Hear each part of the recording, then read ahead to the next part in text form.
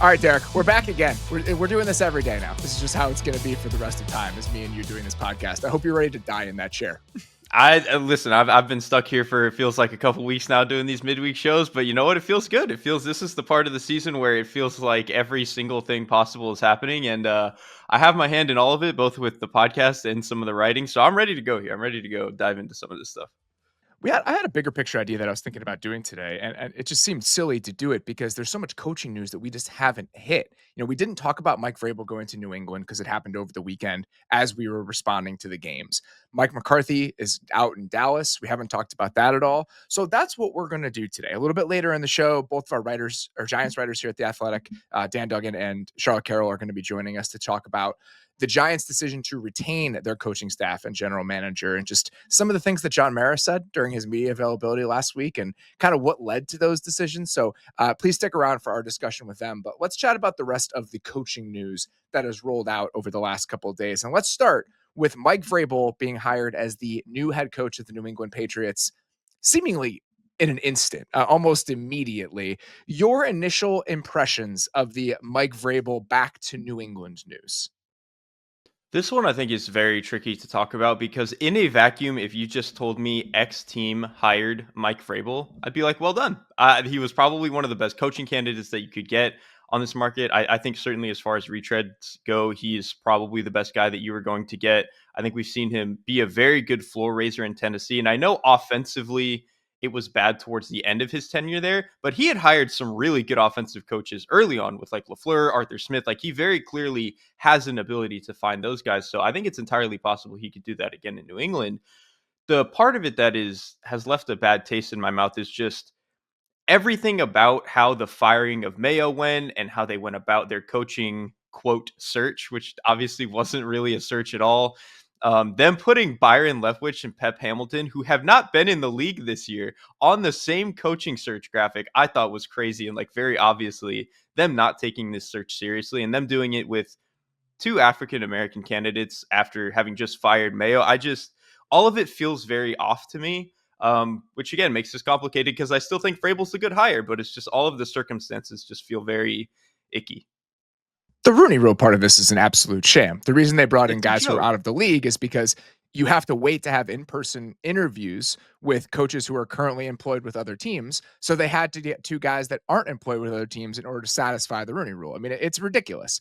My favorite part of this, and again, I'm with you. I think that there is absolutely an argument for Mike Vrabel, even in New England.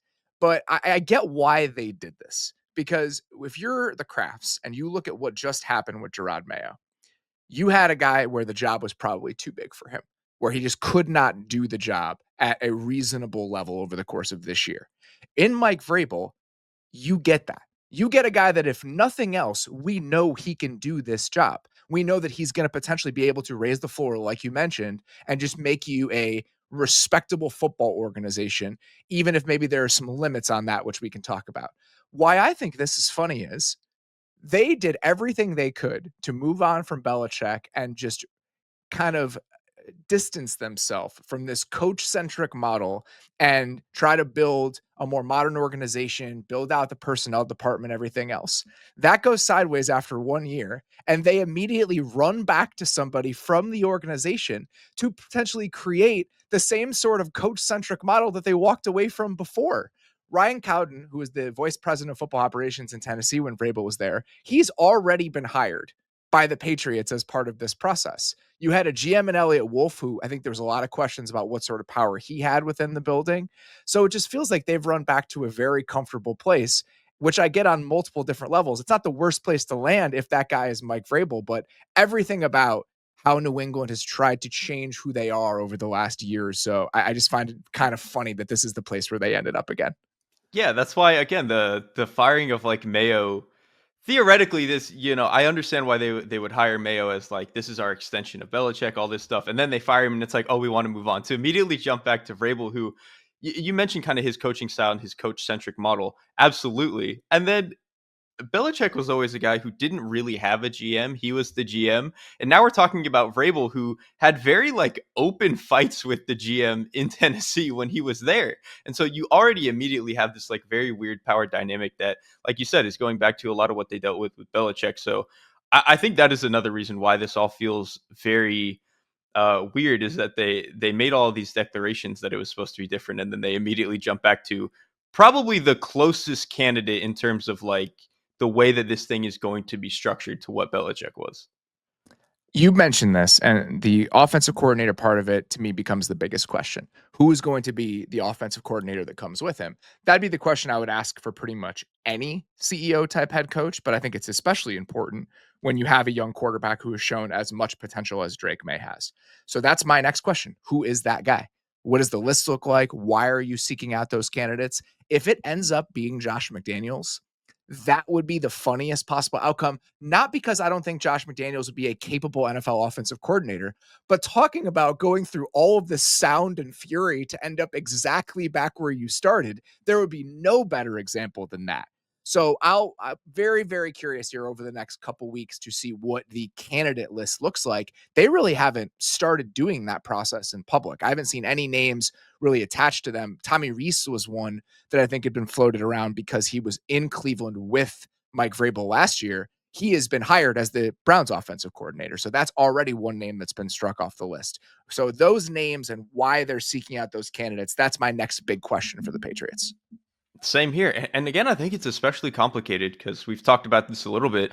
I don't think the offensive staff was bad last year. I thought their quarterback coach did a really good job with Drake May. I thought Alex Van Pelt handled the offense relatively well. Like, it obviously still had its weak points and it wasn't incredibly dynamic, but like given what they were working with, they put that thing together, I think, much better than you could have anticipated.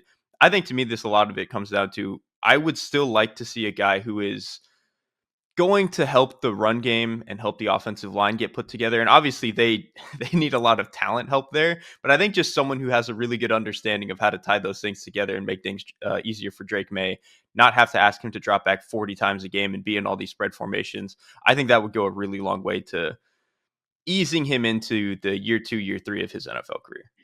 That's the next big part of this is what the talent acquisition looks like. And they've got a seemingly endless amount of resources. They've got a top 5 pick. They've got more cap space than I can ever remember a team having coming into an offseason. So what they do and what that plan looks like to try to add pass catchers around Drake May and build up that offensive line essentially from the ground up, that is the charge with this group. I'll ask you this because I think that you believe that Drake Mayo kind of got a raw deal for how this season went. Do you think this is a good situation for Mike Vrabel? Um Honestly, yeah, because if I already believe him to be a floor raiser, you have what I believe can be a top 8 quarterback sooner than later. And then you have all of this cap space to work with. And I think he is very obviously going to get a year of grace, unless it just goes completely awry, that Mayo obviously didn't get. So I think he's going to get the time to build this thing up the way that you want. And I think he'll, by what it'll be, 2026, I think he'll have this team where they want to be, where they can win, they can hover around 500 and start to look like a competent team again that they haven't looked like for a very long time. So I think it's a pretty good situation. Again, maybe the Drake May alone is carrying a lot of that for me, but you don't find many young quarterbacks who are as talented as that guy. So I think he alone does make it a pretty good situation. I think that's fair. I'm not going to be penciling Drake May into the he'll be a top 10 or top 8 quarterback in the next 2 years thing quite yet. I'm very intrigued by Drake May. I just think we've been a little fast on that a little too often over the last couple of years where we see a guy who was good and showed a lot of potential as a rookie and it's just like, oh well, he'll be a top 8 quarterback over the next couple of years. Like even like CJ Stroud, we did that with almost immediately. And I think there's a lot of context to what happened with CJ Stroud in Houston, but whenever I find myself about to do that right now, I'm just like, everybody just let's just take 1 second before we're throwing numbers next to guys who we've seen for 1 season. Just let's just take 1 beat before we start doing this. I'm definitely wish casting it a little bit, but he had one of like the best success rates for a quarterback in 2 decades on a team that was, or for a rookie quarterback, I should say, on a team that was horrible. So that to me is like, man, if that's the floor, There is the every ceiling might be in reason to Jupiter, bro. believe. Yeah, There's every reason to believe. I want to show a little bit more patience. This that's is fine. about That's keeping fine. myself in check more than it is anything else. I'm Let's also, get I'll say too, I was like already predisposed to being incredibly high on Drake May. So this isn't even necessarily necessarily what I just saw this year. This is like, I've already been all chips on this guy. As I think about the resources, this is way too early to start doing this. I already am just imagining T. Higgins in a Oh, Patriots dude, I uniform. need it so bad. Like it stylistically, it makes all the sense in the world. They have an endless pool of money. Like we've gone away from this, and I think T. Higgins is a very good player. We've gone away from this in free agency. This was how it used to work in like 2013, 2014 when I just started covering the league, where you'd be giving guys who were like the 12th best player at their position market setting money. We've kind of stopped doing that for the most part. I think this is the case where if you wanted to pay T. Higgins like he's Jamar Chase because you can, I might be able to get behind it a little bit because you have to. If you're the Patriots, like that's the type of thing you will have to do with the excess money that you have. So I'm excited to see what their pursuit of certain players looks like with an endless pool of money to work with. For this team specifically, absolutely. Let's get to our next one here. Mike McCarthy is out as the head coach of the Dallas Cowboys, who dragged this out for an extra week longer than they had to, as they are wont to do. Your initial thoughts on Mike McCarthy no longer being the head coach in Dallas? It's somehow both surprising and not. Like I did not expect them to keep him, but just the way that all of it unfolded was very surprising and odd to me.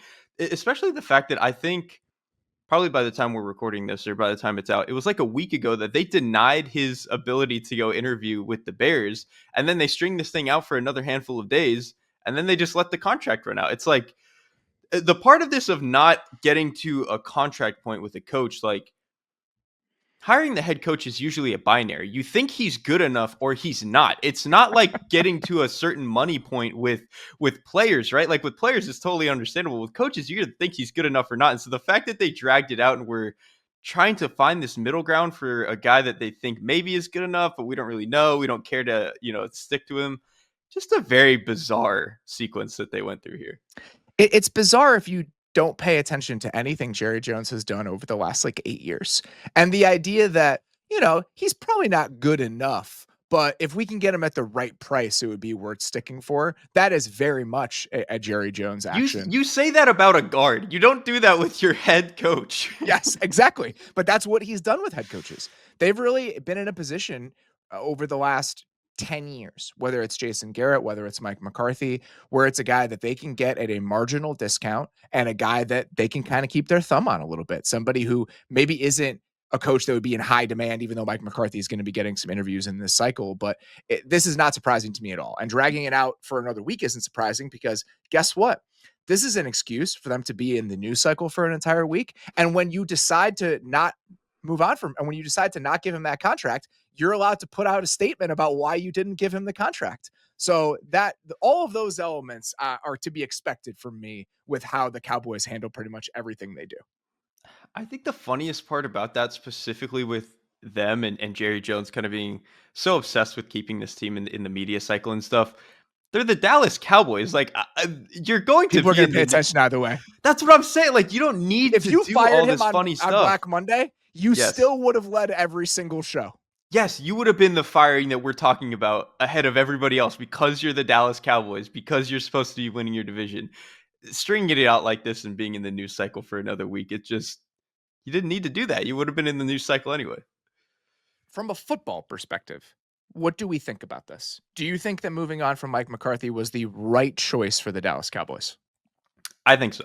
I think we've seen, to me, what the ceiling can be and just some of the limitations with the offense. It is an offense that puts an unbelievable amount of stress on the quarterback to be right all the time. And I think when Dak has enough options and enough protection, he can do that a lot better than most other guys.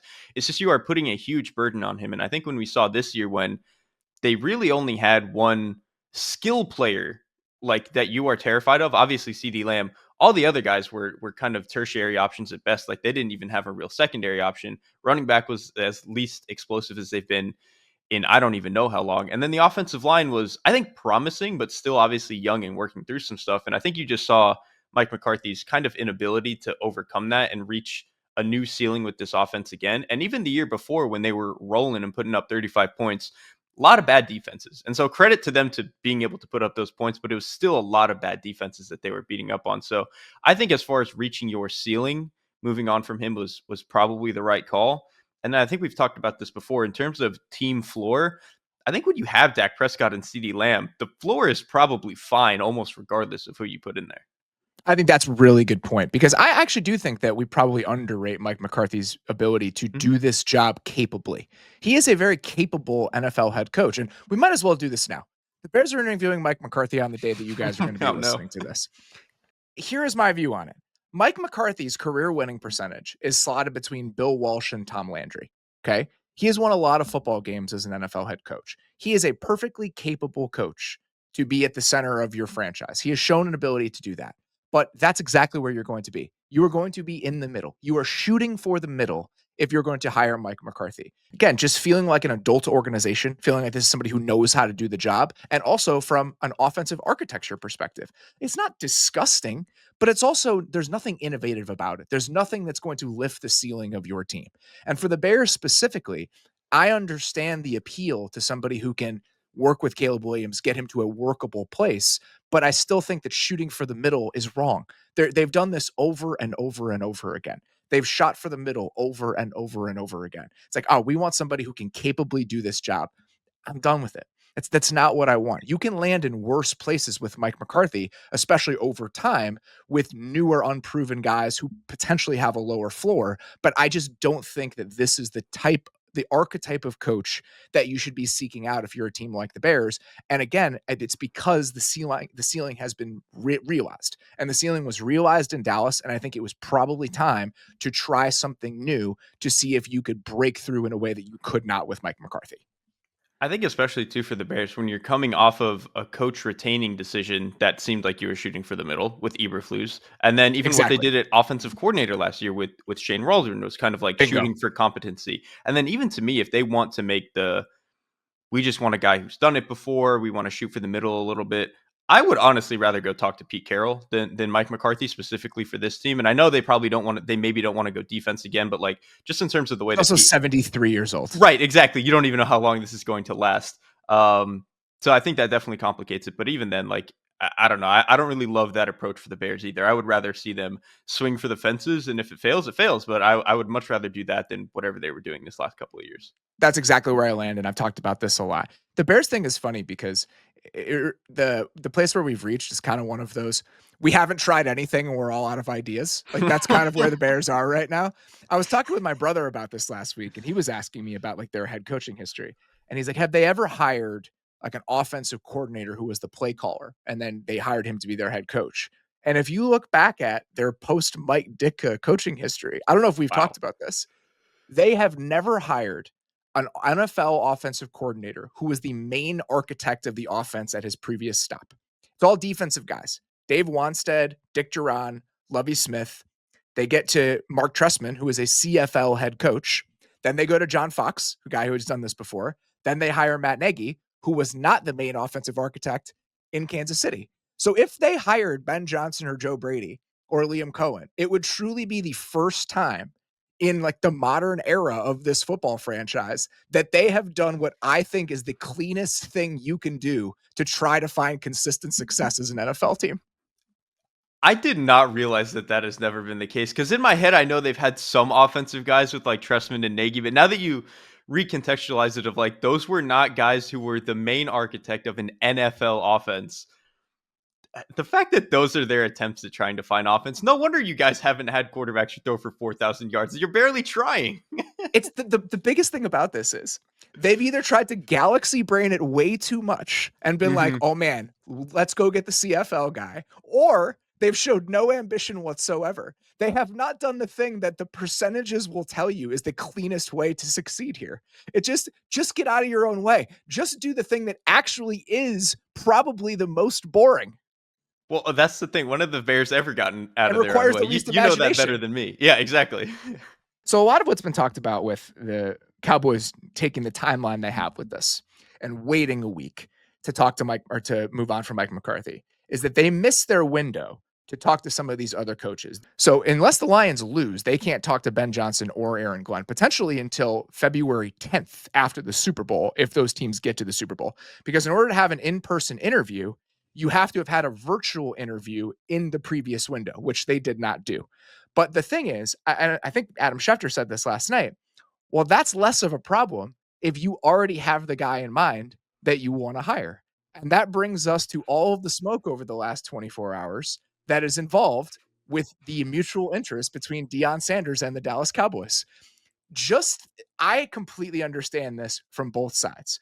One, it's a way to, again, be the most important story in sports. Two, think of the content. If Deion were to get hired by the Cowboys, this would be the first time in NFL history that the head coach and the general manager of an NFL team are members of the Producers Guild of America. Leave it to Jerry to put together the Hollywood team. That is so completely ridiculous. I don't know if that's actually true, but they are both like But I mean, very involved in creating their own content arms. it feels like it could be. And here's the other thing too that I think makes it like really puts that over the line for me. I think Dion is far and away the most content driven head coach that you could get, and probably just the most. I mean, he's just a very different guy. He's been this way since he was a player in the league. Since before he was a player in the league, he was like this in college. Going to him after you had Jason Garrett and Mike McCarthy, who were the most like conservative, just bland, like absolutely nothing. Jerry going from that to kicking it to 100 with Deion Sanders would be just the funniest thing, dude. But it's perfect because he doesn't want the coach to be the story unless it's the biggest story in sports. So I want a coach that's boring, or I want to be the biggest story in sports for multiple years. And it doesn't, the football is inconsequential. Like whether we win doesn't matter. I just either want to save money on the coach or I want to be the biggest story in sports. Those are the two options here. And that's what the bucket of Mike McCarthy and Jason Garrett and Deion Sanders is going to tell you. And you know what? I guess that's kind of what Jimmy Johnson was way back in the days. That Jimmy Johnson was closer to like this Yes. version of Dion, where it's like, all right, he's going to be the biggest story in the sport, and it was very volatile for those handful of years that he was there. But obviously, it worked out. So now that you put it in those terms, where he has to be on either side of the extreme, well, this is a good way to do it. The actual mechanics of Deion going to Dallas and some of the things associated with that, it's probably not worth talking about, but I kind of want to talk about it anyway. So just the idea of him wanting to coach Shador and what they would potentially be willing to do to make that happen. I guess there have been some rumblings about Deion convincing Travis Hunter and Shador to refuse to play for any other team. Oh, And that get out of here! somehow he would listen. There have been It's very rumblings Dion. about this, I guess, right? So I guess I could understand that from the Shador side of it. The Cowboys are picking 12th. I wouldn't be surprised if Shador was like, I'm not playing for anybody else. And he slides to 12 and the Cowboys can pick him there. That I can imagine, even this far-fetched reality that we're talking about. I have to think that somebody is going to call their bluff on Travis Hunter. Somebody in the top 5 is going to be like, well, we're picking this guy. And if he doesn't want to play, then he doesn't have to play. So, but even if they pick Shador, if this is part of the calculus with Dallas, Dak has a $103 million dead cap hit if he is traded before June 1st, and he has a no trade clause. So that just small details that you have to work out if this is how it's going to play out for Dallas. If we want to take this like 2 steps further, if they decided that, so the $103 million is $14 million more than his $89 million cap hit that he's playing on this year.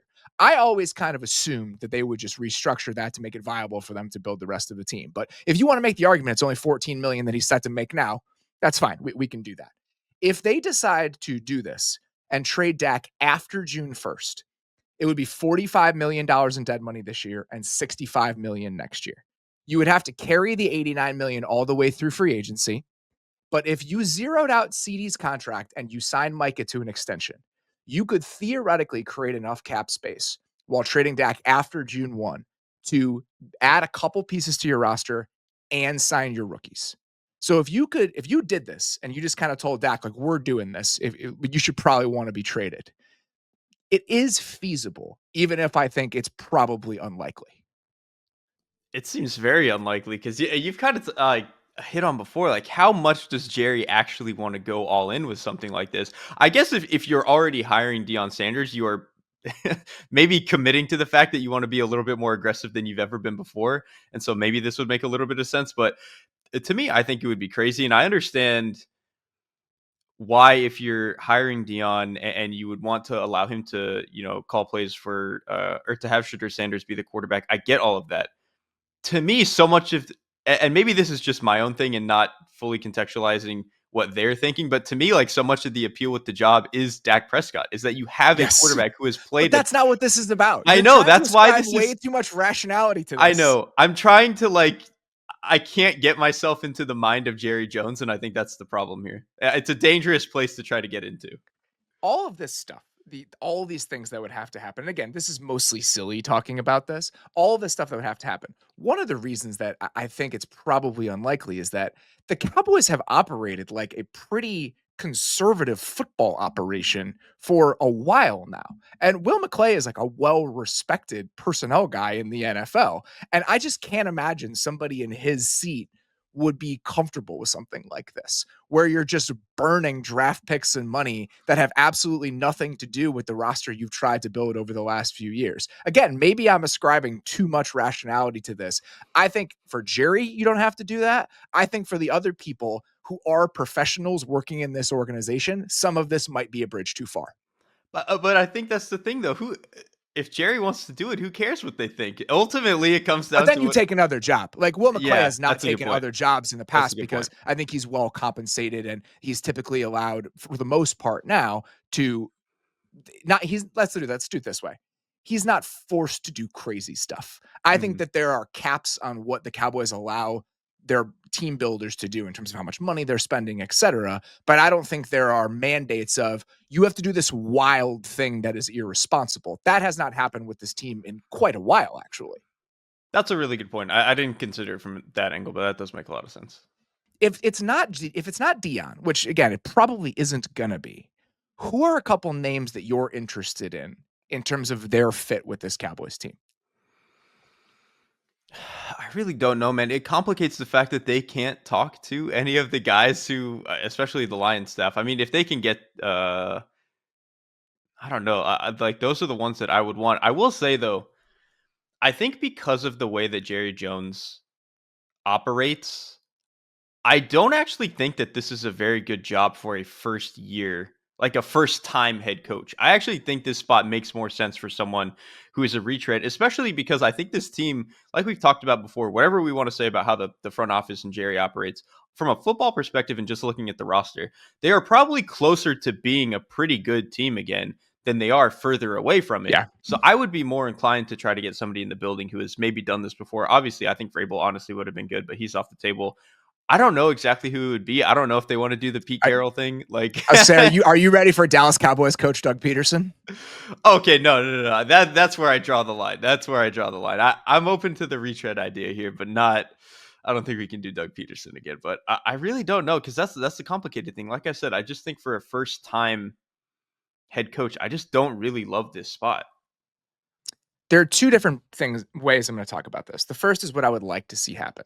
I would love to see Dak in a dynamic offense with Mhm. a young offensive coordinator. Like if Liam Cohen was the head coach of the Cowboys, just purely from an offensive design standpoint, that'd be interesting to me. I would like to see Dak in a system with from that in an offense from that tree in that world. I think that Joe Brady would be fun, right? Like just a guy with that archetype. I would like to see Dak Prescott in that sort of situation. What I think is more realistic, the name that I just keep coming back to because of certainty, because of the choices this organization has made before, Dallas Cowboys head coach Kellen Moore is not the craziest thing in the world to me Oh God. That does make a lot of sense. So, like, technically, that's first time guy, but because he's been there before, that does feel different. for a long time. Yeah, for a Knows very Dak long time. extremely well, was his Yeah, position coach, was his offensive coordinator. It dude. You just it know just what? feels That's like the type of thing they would do. no, that's nails though. Because if they don't go other end of the spectrum with a guy like Deion Sanders, where you're just going fully into the craziness of all of it, Kellen Moore is probably your best bet for getting someone that's a little bit more vanilla. You're very comfortable with him. Again, you don't have to institute Dak into a new offense. Like you already know this stuff. That is an unbelievably compelling. Now I'm this. I think might be the one I'm ready for. Is that they hire Kellen Moore in 2 weeks? Let's talk about a couple other fits and just the states of a couple of these head coaching searches. We mentioned the Bears and Mike McCarthy. We don't have to dig into all of the candidates that are being talked about for these jobs, especially because with the Bears and the Jets, we'd be here for 5 hours. I mean, both of these teams are talking to like a dozen candidates each. The Bears are casting the widest possible net. I understand some of that. I think you could potentially take it a little bit too far, and they're probably flirting with that line. So we're not going to do every candidate for every job. The one that I find the most compelling from a head coaching perspective that's kind of gained a little bit of steam over the last week or so, and I've seen it from multiple outlets and multiple people connecting the dots with it, is Ben Johnson to the Raiders. What do you think of this? Because at first glance, I think it seems kind of crazy given how we stack up these jobs normally. And if you look at any ranking of them heading into this entire cycle, the Raiders would probably be a little bit lower than most of these other gigs. But as I've thought more about it, I don't think it's that crazy. I kind of don't either, and it makes sense with what seems to have been the hang up with Ben Johnson. Like if he wanted a job last year, he could have gotten one. If he wanted one the year before, he probably could have gotten one. Just based on the way that he's been calling plays and how sought after he's been around the league. And so to me, it's very obviously not teams not wanting him. It's him wanting to pick a very perfect spot for him to jump into.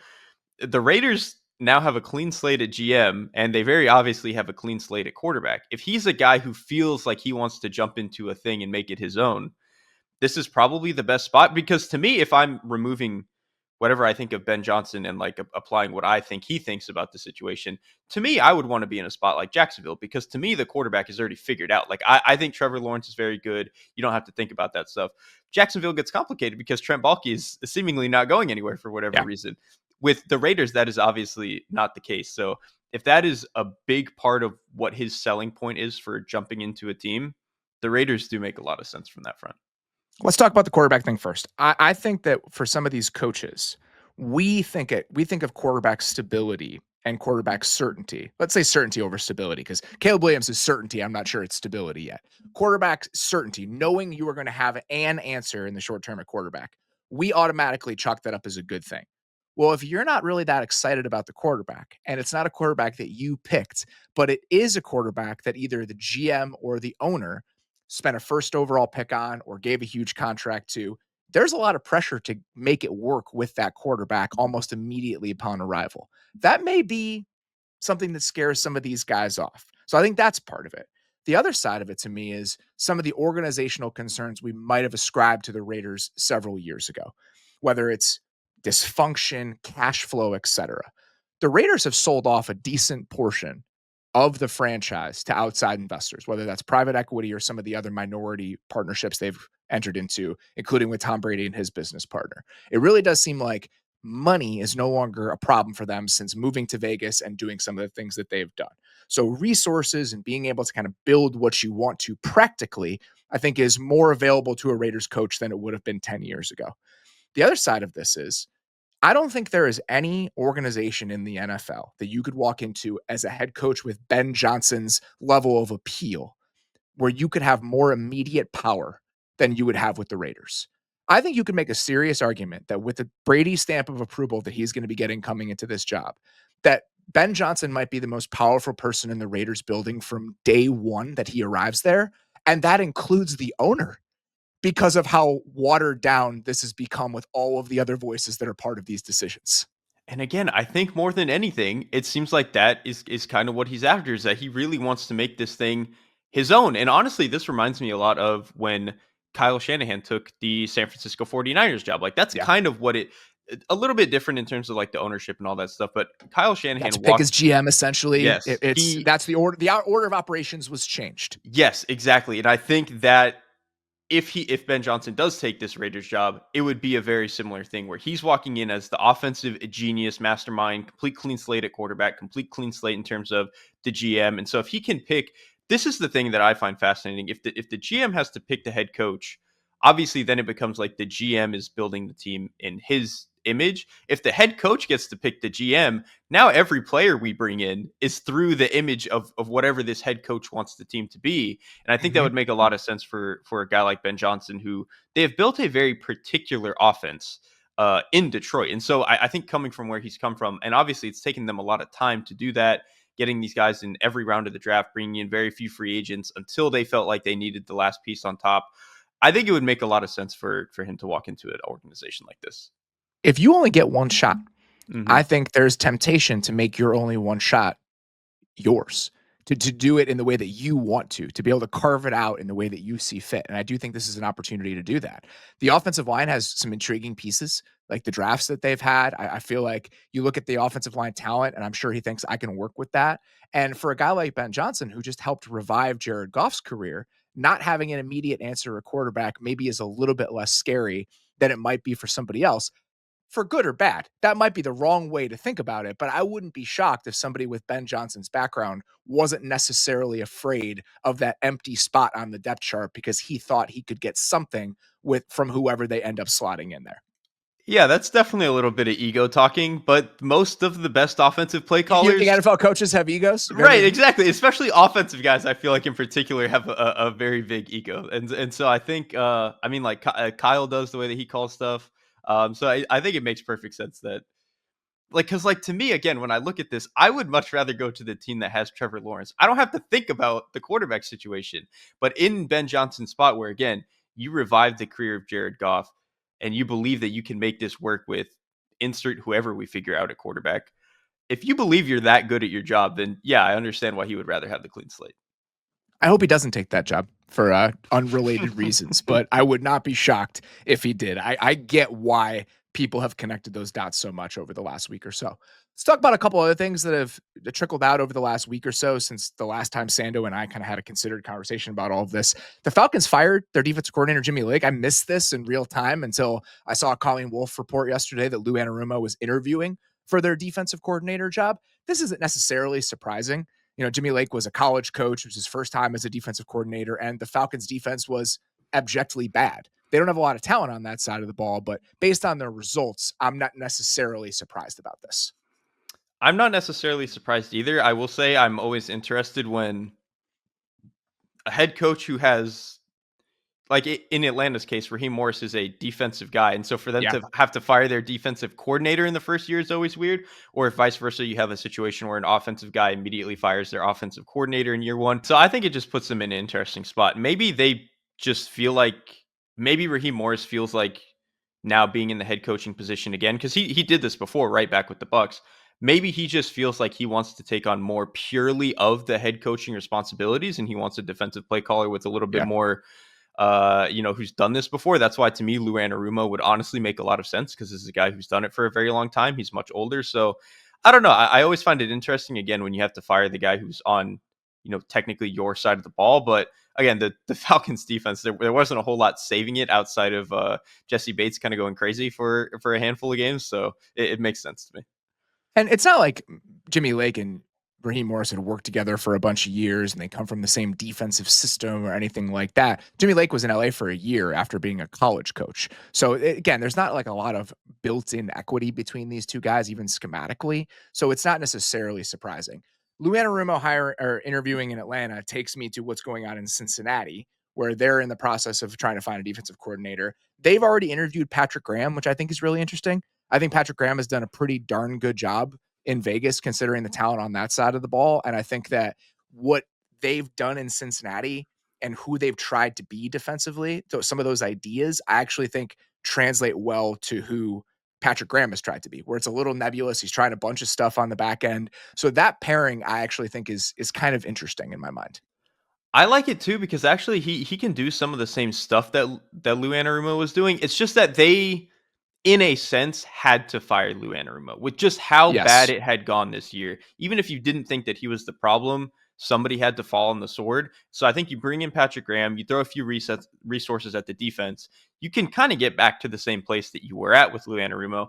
And bringing up the Raiders defense this year was a good point. They were a good defense this year. They were almost in the way that, like, if you might not have realized the Chargers offense was kind of good for a lot of this season, especially the passing offense, you probably didn't realize how good the Raiders defense was for a lot of this season, especially with a lot of like random no-name guys. I mean, like And Adam that goes back to Butler. 2023. It does. Yeah, they were starting to cook on that side of the ball. And then like just random guys like Adam Butler had a career year this year. The fact that Graham was getting that out of just those kind of random type of guys, I thought was incredibly encouraging. And in Cincinnati, you're definitely gonna have to do that with like half of your starting roster. Even going back to his time with the Giants, I thought that Mhm. I've just been really impressed, and I talked with him about this offseason where, the ideas that kind of fueled who he was in New England and even that his year in Miami, they're very different than what his defenses have looked like at times with the Giants and the Raiders. And I think he's just open-minded about, like, this is the best way for this defense to operate with the personnel that I have. And because the personnel in Cincinnati, I think, is kind of a blank slate, that's not a bad route to go with your defensive coordinator. The other name that I think has been thrown out there is potentially Matt Eberflus. And this brings me to what's going on with the Colts right now. They're interviewing Dennis Allen for their defensive coordinator job. They've also, I think, are planning to or already have interviewed Lou Anarumo. The Niners are fired Nick Sorensen. They've interviewed Robert Saleh. My take on all of this is it's a good time to be looking for a 4-down defensive coordinator.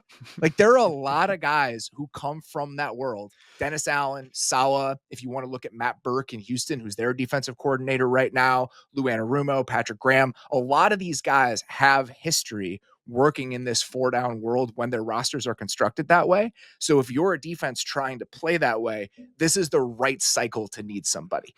Like, if Dennis Allen ends up being the Colts defensive coordinator, that's like a monster home run for the Colts. Dennis Allen is a really good defensive coach. He is, yes, because I think so much of what went wrong and kind of maybe soured us on Dennis Allen at the end of his New Orleans stint was mostly like head coaching type of responsibilities. And Mhm. obviously the defense took a step back this year, but they're incredibly old and they've been getting older every single year without being able to reload on that side of the ball. But before this season, they were one of the top like 8, 10 defenses, maybe even better than that in some years for the majority of the time that he was there calling plays. And he would have these one-off game Borderline plans top that were 5 incredible. most seasons before they started getting old. They were awesome, dude. And so I think Dennis Allen, even if we didn't love him as a head coach, especially towards the end, he is probably to me purely as a defensive mind of all of these retread guys is probably to me the one that I would want to be looking after, even more than Salah. Like, I think if you were actually looking for a head coach, I would much rather have Salah. But just purely as maybe a defensive mind, I think Allen would probably be the guy I'm after here. I don't disagree with you at all there. I was talking to a head coaching candidate recently about the defensive coordinator hires that he could potentially make. And he was telling me that, sometimes when you're thinking about these 4-down teams, when you're trying to pull from the Niners tree, that system can be really talent driven at times. And when the talent starts to depreciate, what is your defense going to look like? I don't think you could say the same thing about Dennis Allen. I think that defense is a little bit more dynamic than what a Salah or somebody from that tree might be bringing to the table, and that's why I think he's potentially a little bit more interesting. It was incredibly well coached too, like that just in terms of the fundamentals that you saw. I mean, the guy that like kind of came from that defense now that is going to get head coaching interviews and stuff is Aaron Glenn. He was a really, really good coach in this Mhm. system alongside Dennis Allen. And part of it is because they just understand how to teach guys where to be and how to play certain techniques and how to play their stuff. So I just, again, yeah, I think just in terms of the way that he structures the entire thing, obviously you need talent on any defense, but I do think they get away with a little bit more of just getting smart players and teaching them the right way. This is the last thing I'll say about this. I feel like the Saints overall have not been an organization that we've really pulled from for coaching talent or ideas. I think if you look at the examples of when it's happened, it's kind of working, right? So Joe Brady is a Yep. Saints guy, and just it's been a circuitous route after that, but he's a Saints guy.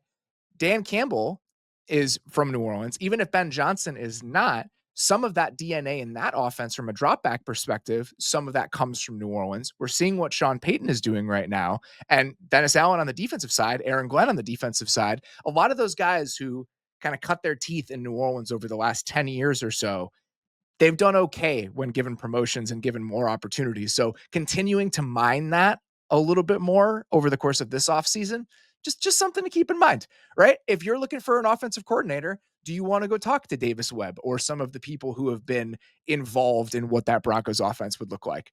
I would. I would want to have the conversations with those people, and I think that extends to Dennis Allen. I think it should. Like they didn't win a whole lot of like they didn't win a whole lot of trophies, I should say. But during that like 2017 to 2021 ish era, they won a lot of football games. Man, they were a really, really good team on both sides of the ball. All right. That is all we've got for this show.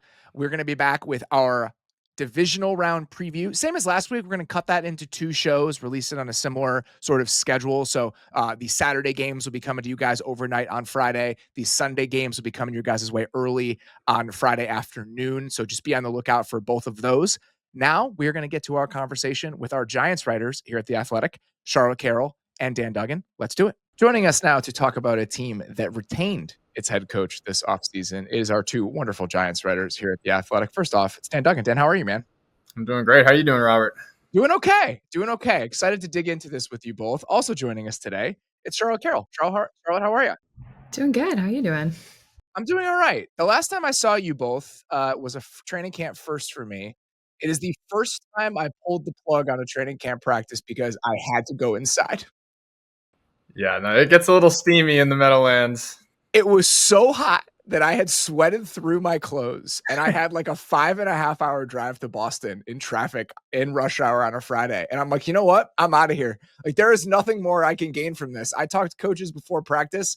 I'm leaving. So I really gained a lot of respect for both of you that day. The fact that that's what you guys have to endure for an entire month out there. It's not great, but I'm kind of wishing for those days right now as I'm freezing my butt off over here. And training camp at least allows for some semblance of hope.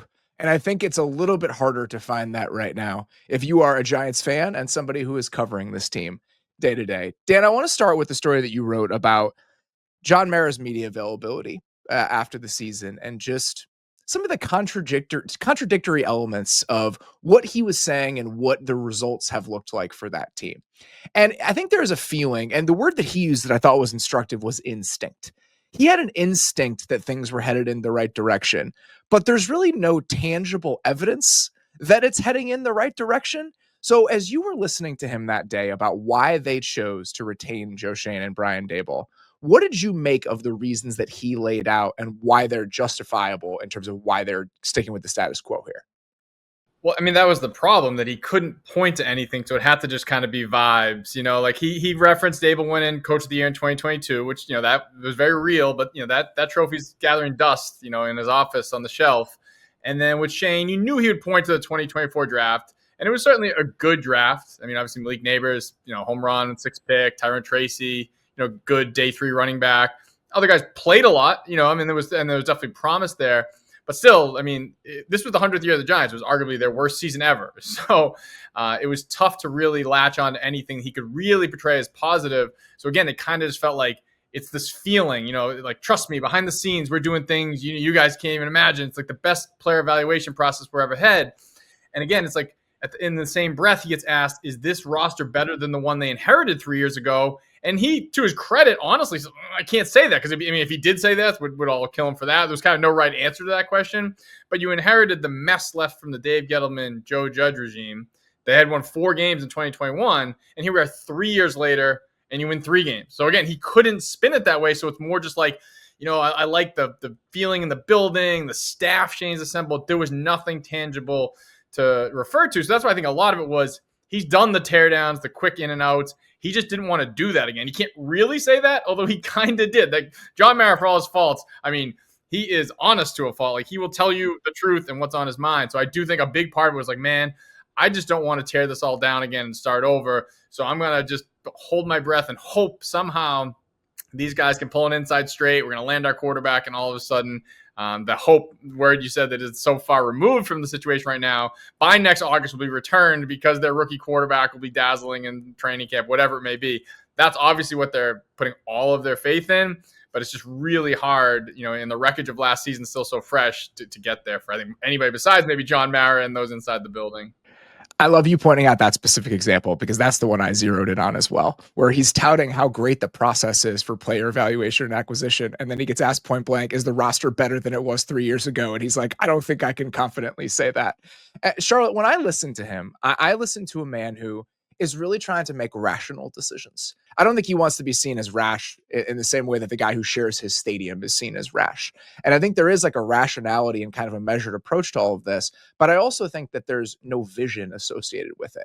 And so rationality without vision only gets you so far. When you listened to John Mara that day, what did you hear in kind of that conflict and what he was trying to tell you both? Yeah, it sounded like there was a lot lacking for all the belief that he has in this coaching staff and in the front office. He pointed out a lot of things that need help. I mean, he had issues with obviously the quarterback is the number one thing that they need to solve, and that's not an easy overnight fix. It might be for some teams, but there's no guarantee that's going to happen. He also had issues with the play calling situation, which has already gone through a major shakeup last offseason when Brian Dable kind of took over the reins from offensive coordinator Mike Kafka. And he also had issues with the defensive performance, which when you look at the stats, wasn't as bad as it could have been. Other than that, how was the play, Mrs. Lincoln? Exactly. So you're like hearing him say all that. And again, it's one of those things he didn't, to Dan's point, he doesn't have to say these things, and yet he does. So it gives us stuff to write off of and stuff to examine. And you know what's going through his head and his thought process as he's making these decisions. And yet he still sticks with both of them. Dan, the quarterback conversation part of this is very interesting to me because I think he's trying to sell people on the idea that if they get the quarterback fixed, it will solve a lot of their other issues. He literally said that verbatim. Here's part of my issue here.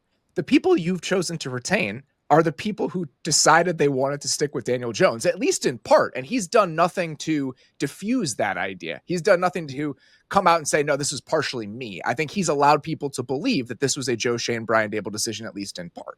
And I know when you look at the finances of the Daniel Jones move, it's not catastrophic, right? It's $22 million in dead money this year. It hurts you a little bit in terms of team building, but it's not that bad. But he had a $47 million dead cap hit after you moved on from him in 2024. That's not nothing. My issue with this is also that by keeping him, you cut yourself off to other avenues to find a quarterback. There's opportunity cost involved in it too. By having Daniel Jones, you can't go try to sign a Baker Mayfield or a Sam Darnold who had a bad 2 weeks, but he had a better 17 than Daniel Jones did. So when you think about the quarterback process to this point, is there anything about the decisions they've made so far that would lead you to believe these are the guys that should be trusted with choosing the next one, whether it be a veteran or somebody in the draft? Yeah, you hit on a lot there. I will say John Mara's selling it to us because I believe that's what he's being sold by Joe Schoen and Brian Dable. Because, Drew Lock somehow, I don't know what happened to that Colts game week 17, has like an all-time performance. And Brian Dable at the podium is like, see what happens when we get good quarterback play? It's like, well, who's been in charge of getting good quarterback play for the last 2 years when it's been the worst in the league? So I thought that was very transparent. And Brian Dable, who doesn't say much in pressers, said a lot after that one. I think he finally could say, like, just give me a good quarterback. It's like, well, that's been your job and Joe Schoen's job for the last 3 years. And I think Joe Schoen is not hidden from that fact where when he had his bye week presser right before they benched and then obviously released Daniel Jones, without saying it, he put a lot on the feet of the quarterback. But again, it's like that meme of like, who's responsible for this? It's like, you signed this guy. And listen, I know we don't have to relitigate everything that happened in the offseason after 2022 where like, you'll get people, what are you supposed to do, let him walk? No, but there were other avenues to take aside from, making a commitment where he's going to be your unquestioned starter for, I was going to say 2 years, but I guess a year and a half because they even pulled the plug. Not even all the way through year two. Also, let him walk. Let him walk. I will say they were not going to do that. So again, I don't want to relitigate it, but franchise tag him, whatever it may be. But once you make that commitment, and to your point, John Mara definitely has not just fallen on the sword and said, hey, listen, that was all me. I put my thumb on the scale. I think we all know he was very much in favor of that. But I even asked him that specific question, like, are you absolving? Because that was the biggest failure, obviously, of this regime. Whatever you want to say about Saquon or, signing Daniel Jones, they just punted 2 years. I mean, these were 2 horrendous years. That's the problem. It's not the finances involved with that decision. It's the punting on the 2 years as part of that process. Right, because people will say, oh, it was only 2 years. Like, at least they're not, tied to him for 3 years. Like, okay, it was like the 2 worst years you could have imagined when you signed that contract. So how do we just hand wave that? Hey, 2 years, no biggie. I mean, these people endured it. It was a long 2 years.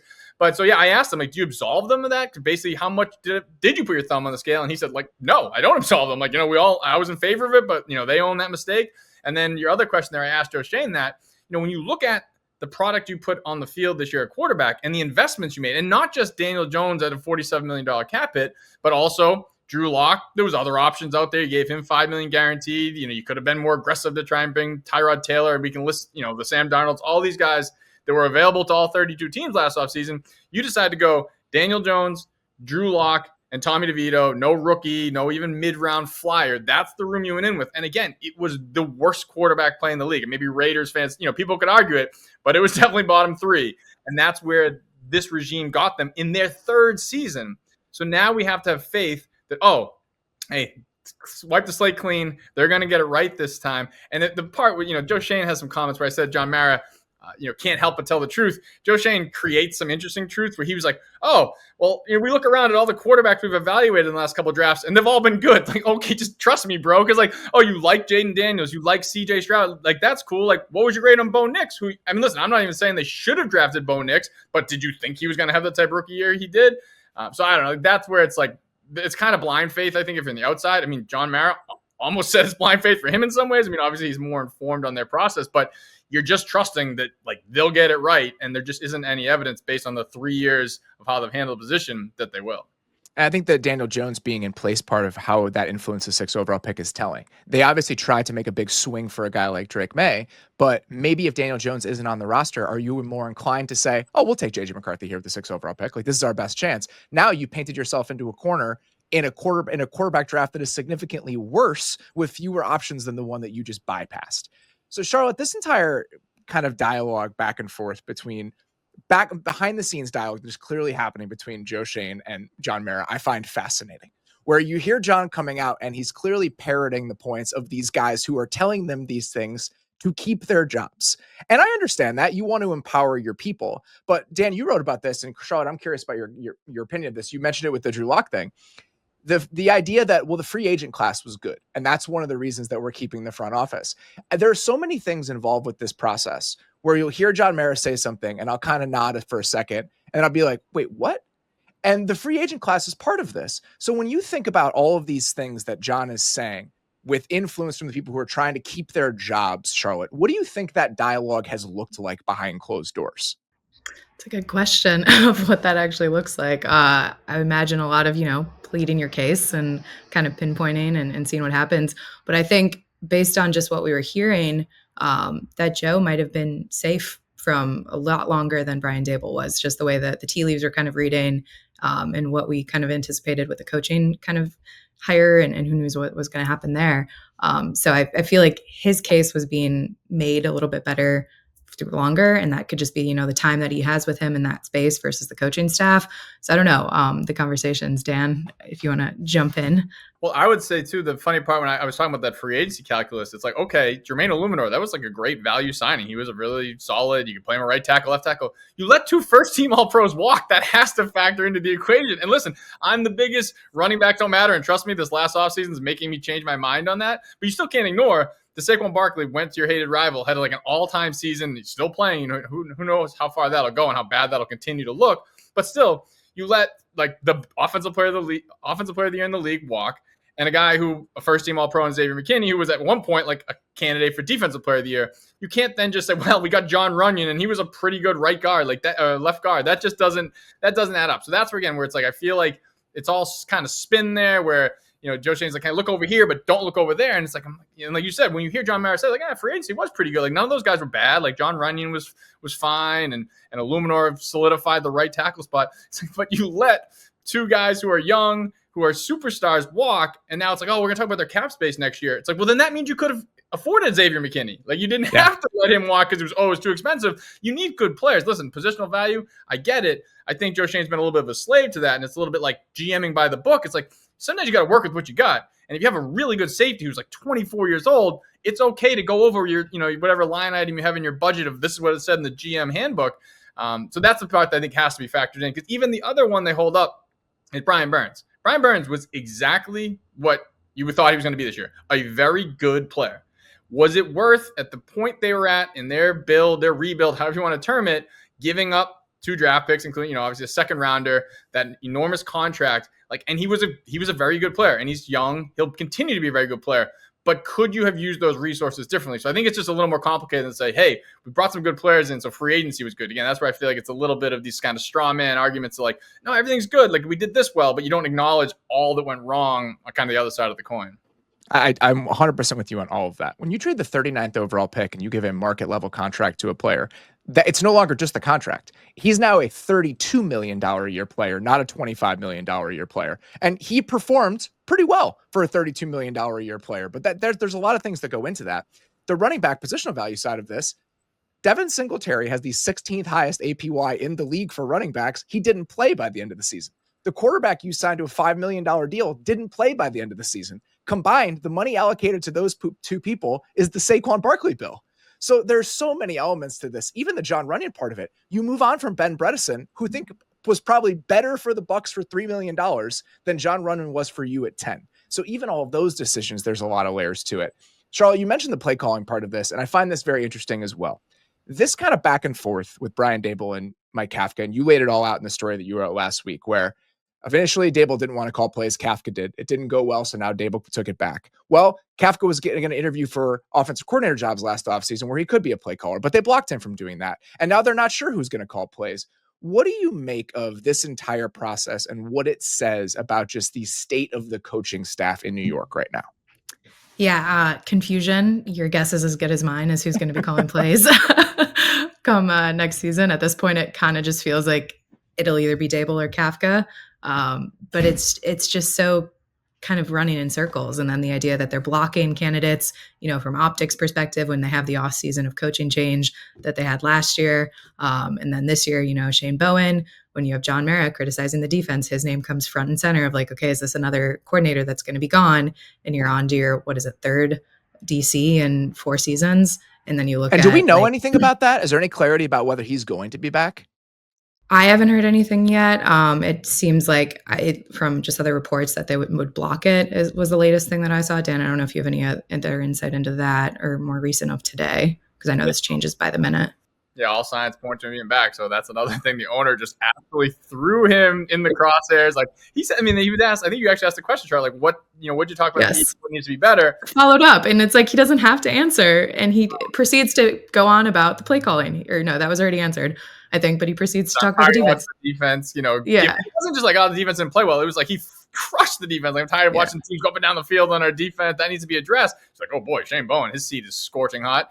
And then Daboll comes out like, no, I haven't even thought about coaching changes. Like, okay, you just had this meeting with your owner 3 days ago to just explain your vision for the future. You didn't even consider, like, maybe we make a change at defensive coordinator. And listen, I think that'd be scapegoating. Shane Bowen and the defense was not the problem on this team. But once the owner throws him under the bus like that, I'm like, okay, he's out of here. And now all of a sudden they're pushing back hard. Like, we're not going to let him go. We're happy. We want to run it back. And Joe Shane's talking about, continuity and how important that'll be for players. So, yeah, I think obviously they control the rights. We haven't even really heard that. I think the obvious connection was Vrabel and him. Vrabel, yeah.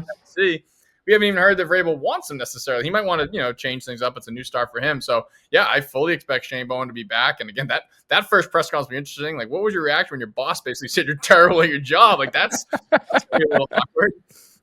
Yeah, it wouldn't be the first time that's happened to me. So, yeah, we're in for an interesting offseason. It'll probably amount to nothing, and it'll just be running it back, and we'll be right where we started. And the question of who's the play caller, I don't know. I feel like for me, it's 50-50 at this point, because it's like you could justify either way. And you can Daboll can say you spent the offseason, making changes. And when you think about what Daboll was brought in for, is that he's this offensive guru who worked with Josh Allen.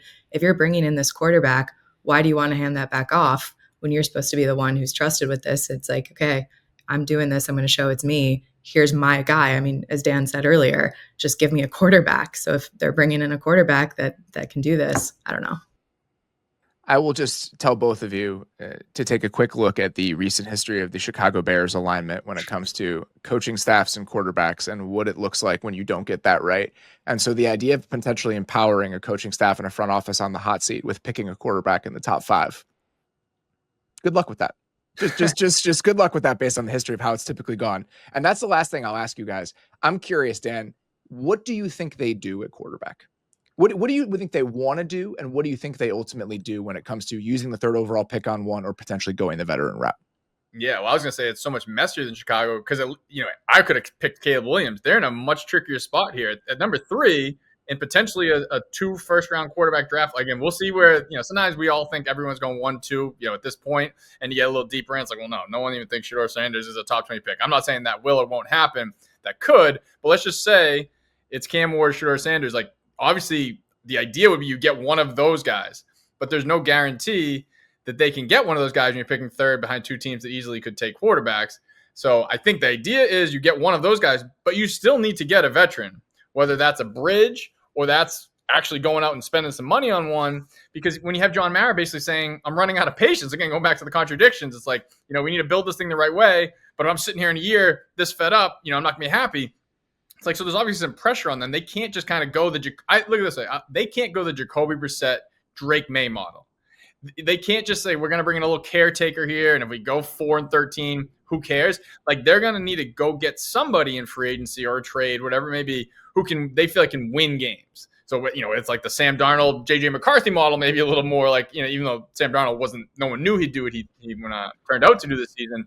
But I think it has to be something like that. Like, they have to make a legitimate investment in a guy who's won games in the league, and they feel like could be the starter to win games next year. Because again, their seats are so hot, but also you have to get a rookie quarterback in here. They cannot possibly go into year 4 with still never having drafted a quarterback under their regime. So I think it's going to be a double-barreled approach. And I think the thing that'll be most telling is how much they invest in that veteran, because it's going to be, obviously you get somebody in here, but I think it's going to be a little higher tier when you consider that, again, the owner's saying, like, I'm running out of patience here. So you can't just kind of punt next season. Like we're talking about punting seasons. You can't punt 3 in a row. So I think ideally they get one of those guys at 3, or even if they have to trade up to get one of them, but they're also going to have to invest in a proven veteran quarterback. And then what's that do to your funds and your means to fill out the rest of this roster that still has so many holes?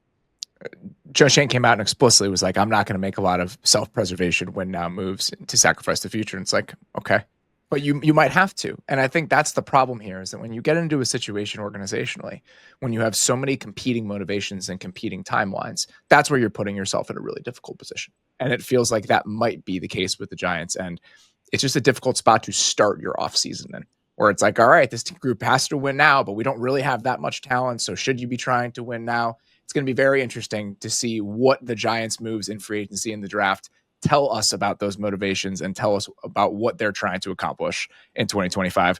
Charlotte, Dan, sincerely appreciate the time from both of you. Really appreciate the insight. We'll talk to you both soon. Talk soon. Thanks so much for having us on. All right, guys, that's all we got. Thank you so much to Derrik. Thank you so much to Dan and Charlotte. Sincerely appreciate all of their time. Sincerely appreciate your time. A few different housekeeping things that I always forget to mention, but the show is a little shorter, so it's on my mind.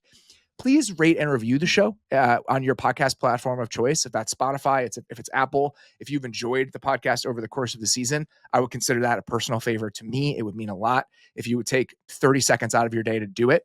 If you watch the show on YouTube, if you're currently watching it, please subscribe, do all of those things. If you've never seen the show on YouTube, we do it there. So if you want to check that out, encourage you to do that. We do live recaps at the end of every slate of games on Sundays. So we'll be doing that again at the end of the divisional round games, which is going to be an awesome collection of games. So please be on the lookout for that. For now, that is all we've got. Derrik and I will be back later this week with the divisional round preview. Appreciate you guys listening. We'll talk to you soon.